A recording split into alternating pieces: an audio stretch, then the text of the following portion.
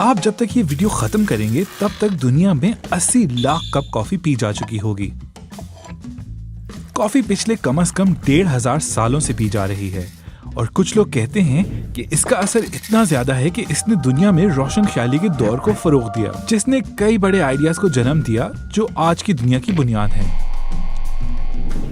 Coffee में main ingredient caffeine होती है, जो दुनिया में सबसे ज्यादा ली जाने वाली साइको एक्टिव ड्रग मानी जाती है।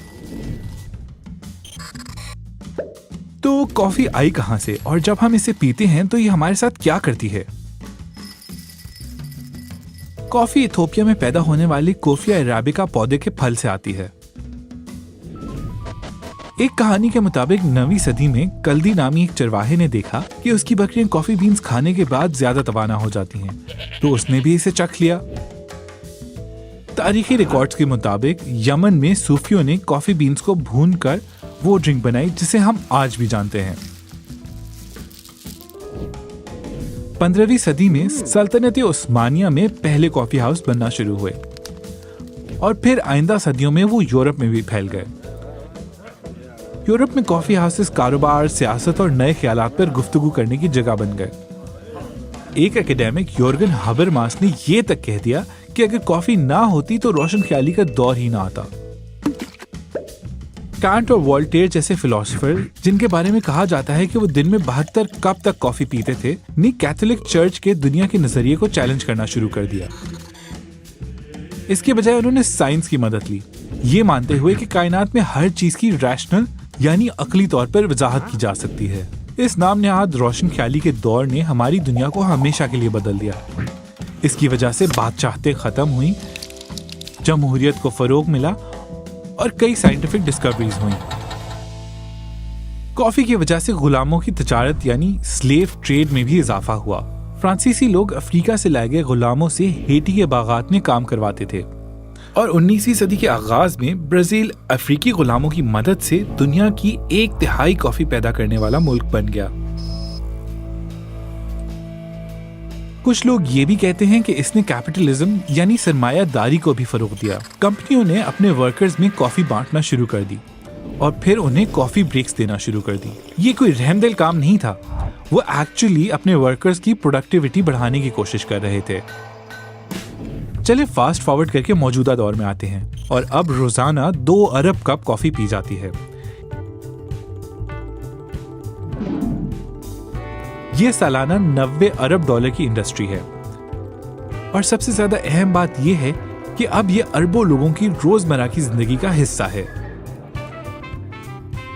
तो कॉफी से हमारे जिस्म पे क्या असर होता है? जब कैफीन आपके डाइजेस्टिव सिस्टम में दाखिल होती है तो ये आपकी इंटेस्टाइन्स यानी आंतों के जरिए आपके खून में शामिल होती है, लेकिन इसके असरात तब शुरू होते हैं जब ये आपके नर्वस सिस्टम से मिलती है। ये इसलिए होता है क्योंकि कैफीन का केमिकल स्ट्रक्चर आपके जिस्म में बनने वाली एक और चीज से मिलता है, एडेनोसिन। कैफीन जिस्म में एडेनोसिन के रिसेप्टर से जुड़ जाती है, जो कि आपकी नर्व सेल्स की सरफेस पर होते हैं।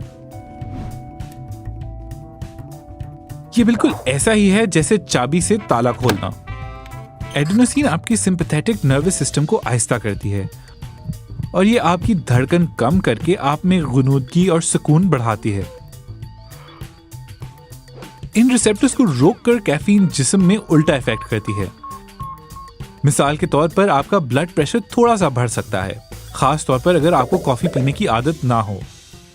ब्रेन एक्टिविटी के साथ भी यही होता है। कैफीन आपके ब्रेन को स्टिमुलेट करती है, भूख को कम करती है और आपको चाको चौबंद रहने में मदद करती है ताकि आप ज्यादा देर तक तवज्जो दे सकें। कैफीन आपके मूड को भी बेहतर कर सकती है, थकन के एहसास को कम करती है और फिजिकल परफॉर्मेंस इंप्रूव करती है। इसीलिए कई एथलीट्स इसे सप्लीमेंट के तौर पर लेते हैं। इसके असरात 15 मिनट से 2 घंटे के दरमियान रह सकते हैं। आपका जिस्म कैफीन को 5 से 10 घंटों में निकाल देता है, लेकिन कैफीन के कुछ असरात ज्यादा देर तक रह सकते हैं।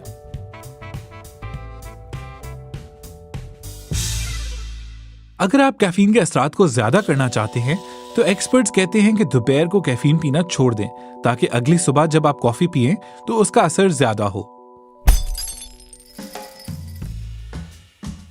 कॉफी पीते हुए थोड़ी एहतियात करना जरूरी है। सेहतमंद अफराद को ज्यादा से ज्यादा 400 मिलीग्राम कैफीन तजवीज की जाती है, जो कि 4 से 5 कप कॉफी के बराबर है। इससे ज्यादा पीने से साइड इफेक्ट्स हो सकते हैं, जैसा नींद उड़ जाना, घबराहट, बेचैनी, पेट की खराबी, मतली और सर में दर्द। ज्यादा मुज़र असरात जैसा कि दौरे पड़ना तब होते हैं जब आप 1200 मिलीग्राम कैफीन जल्दी में पी जाएं, जो कि तकरीबन 12 कप कॉफी के बराबर है। जाहिर है ये लिमिट्स हर इंसान के लिए मुख्तलिफ होती हैं। कुछ लोगों पर जेनेटिकली कैफीन का ज्यादा असर होता है, लेकिन अगर देखभाल के पी जाए तो कॉफी सेहत के लिए अच्छी है।